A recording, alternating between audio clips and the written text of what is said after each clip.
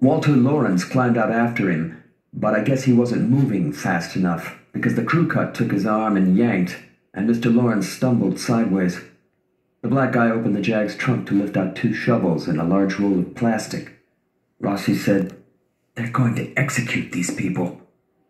I edged higher on the ridge. "They'll bring them inside the building. Maybe we can come up behind the building without being seen." The crew cut leaned into the van and said something to Louise Earle. I guess she didn't want to get out because he reached in and pulled. That's when Walter Lawrence scrambled up out of the dust and tried pulling him away.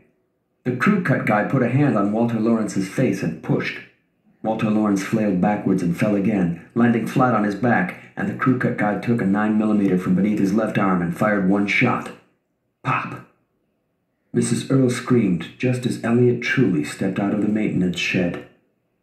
Pike worked the python out of his waist holster and pushed it in front of him, lining up on the crew cut. "If they point a gun at her, Joe." "I'm on it." We were more than 100 yards from them, but Pike was the finest pistol shot I've ever seen.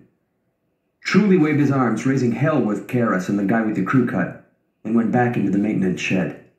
Karras raised hell with the crew cut, then he and the black guy lifted Mrs. Earle by the arms and dragged her past Walter Lawrence's body to the shed.